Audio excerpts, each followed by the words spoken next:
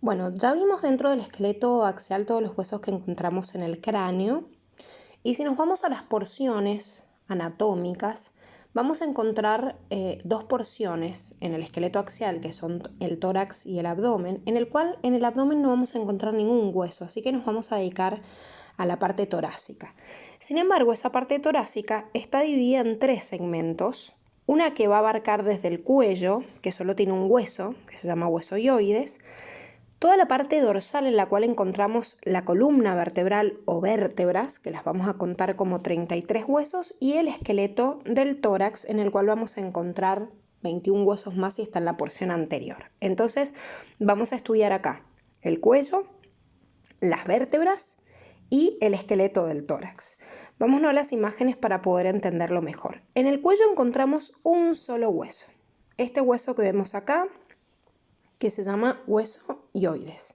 O sea, esto que vemos acá es el hueso hioides. En la porción, si yo lo veo en una vista anterior o si lo veo en una visión lateral. Fíjense en dónde está ubicado en el cuello. Está en la base del cuello y es el único hueso del cuerpo humano que no está articulado con ningún otro. O sea, van a haber un montón de ligamentos, de tendones, de músculos que lo van a sostener, pero no tiene ningún tipo de articulación a diferencia de todos los demás huesos. Vamos ahora a la parte de la columna vertebral. Recién vimos en esta clasificación que habían 33 huesos. ¿Qué tengo que tener en cuenta para entender estos 33 huesos? Primero, tengo una primera porción acá que se llama porción cervical. ¿Cómo indico el nombre de las vértebras cervicales? Como C1, como tienen acá, C1, C2, C3, C4, C5, C6, hasta C7. Solo las dos primeras van a adquirir nombres distintos. A C1 se le llama también atlas y a C2 axis, debido a que tiene una articulación bastante particular distinto a todas las otras vértebras. Nosotros sabemos que podemos girar la cabeza y este giro de la cabeza es gracias también a la articulación que se da entre estas dos vértebras, entre atlas y axis. Entonces van a tener que aprendérselos también con ese nombre en paralelo.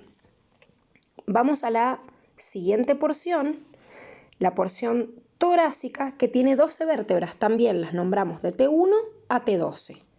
La zona lumbar, que tiene desde L1 a L5, y acá llegamos a una última porción en la cual nos vamos a encontrar un hueso que se llama sacro, pero que en realidad son 5 vértebras fusionadas, de S1 a S5. Y lo mismo pasa con el coxis, que son 4 vértebras coxigias fusionadas. Fíjense lo chiquititas que son, acá las van a poder visualizar. Por eso generalmente se lo conoce como hueso y no cada una de sus vértebras, pero ojo con esta clasificación, porque si yo cuento al sacro y cuento al coxis como un hueso, la sumatoria de todas las vértebras no me va a dar 33. O sea que dentro de la nomenclatura que me dice que el cuerpo humano tiene 206 huesos, cuenta a la columna vertebral con 33 huesos, de los cuales 5 están fusionados en el sacro y 4 en el coxis. Esto es importante para que nos dé el conteo general. Bien, ahora fíjense que si bien de frente la columna tiene que ser una línea recta, si no tenemos una patología que se llama escoliosis, en la visión lateral de la columna sí tengo curvaturas, que acá las tienen como curvaturas cervicales, torácicas, lumbar o sacra, que por ahí en esta imagen la van a poder ver mejor. Ojo que esta imagen está al revés, o sea, la porción anterior la tenemos de este lado. Fíjense que yo tengo una curvatura de todas las vértebras cervicales hacia adelante, hacia la porción anterior. Esa curvatura hacia adelante se le llama lordosis. Lo mismo pasa con la zona lumbar. Tengo lordosis en la zona cervical y lordosis en la zona lumbar. Ahora, si nos vamos a la porción torácica, vamos a encontrar otra curvatura que se llama cifosis, la misma que vamos a encontrar en la porción sacra y coxigia. Fíjense que la curvatura acá da hacia la zona posterior y no anterior como la otra. Esta es la curvatura normal de la columna. Por eso cuando estamos estudiando, como están ustedes un montón de horas sentadas, muchas veces la curvatura normal del cuello, en vez de ser lordosis, tiende a ser así. recta. Por eso decimos que se rectifica la columna cervical.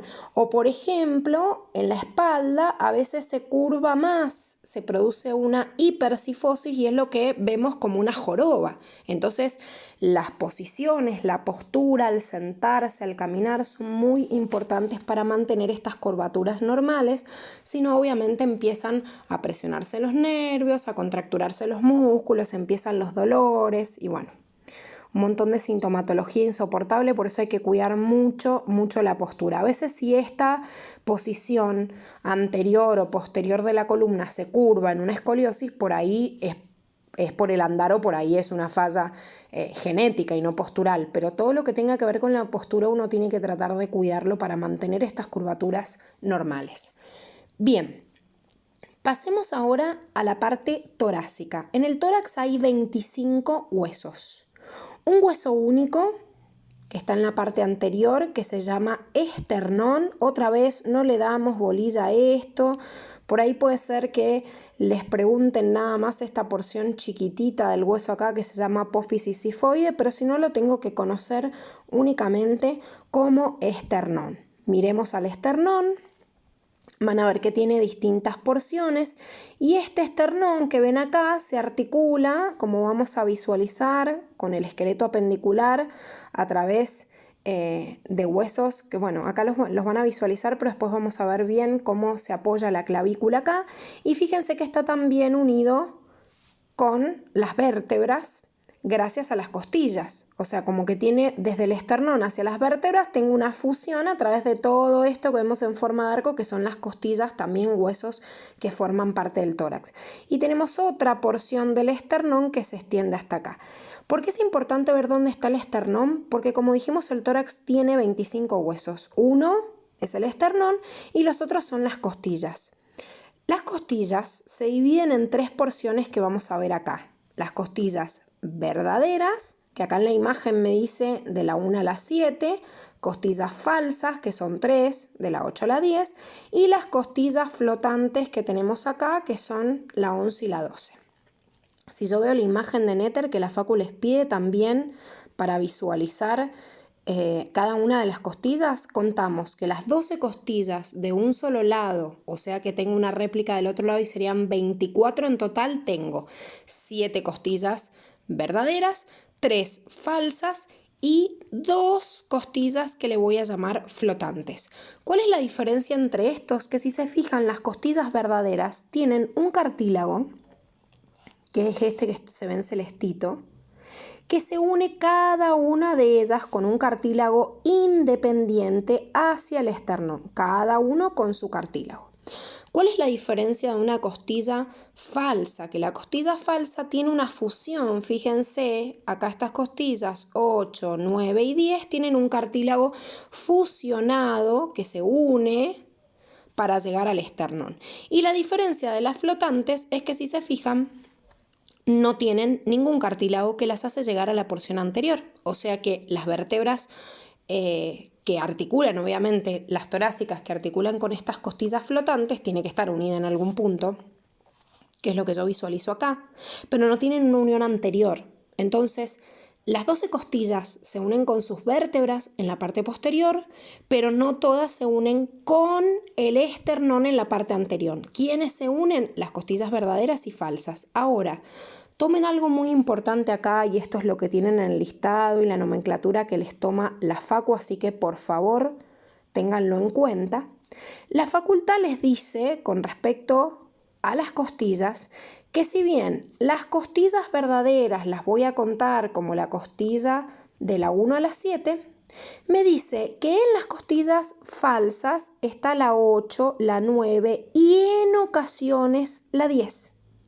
Y si se fijan en las costillas flotantes también me dice 11 y 12 y en ocasiones la costilla número 10. ¿Eso qué quiere decir? Que la facultad considera que la costilla número 10 a veces puede ser falsa o a veces puede ser flotante.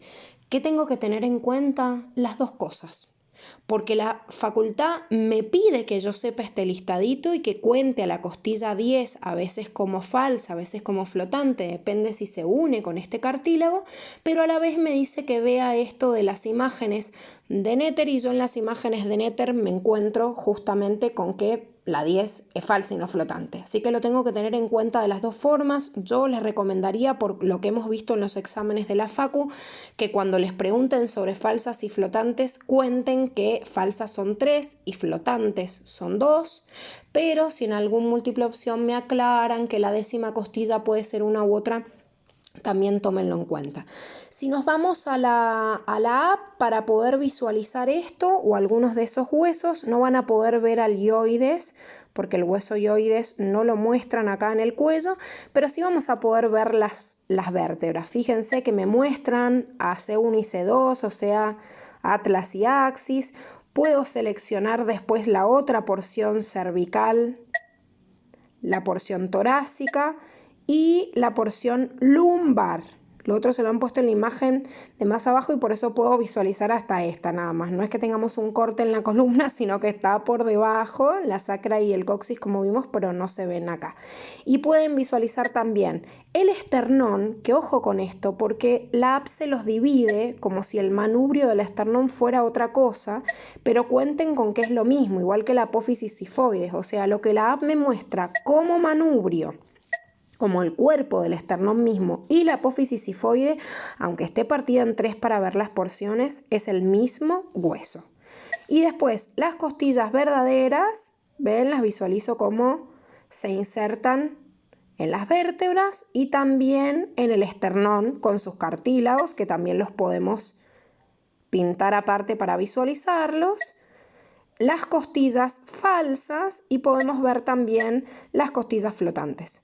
Estas son las que se sacan algunas de las modelos, cantantes para hacerse la cintura más chiquitita, ¿sí? Estas costillas flotantes. Entonces vemos las flotantes, las falsas, las verdaderas. Fíjense que acá también tenemos 7, 3 y 2 en esta división. Así que ojo con esto en la nomenclatura de acuerdo a cómo se los ponga la Facu.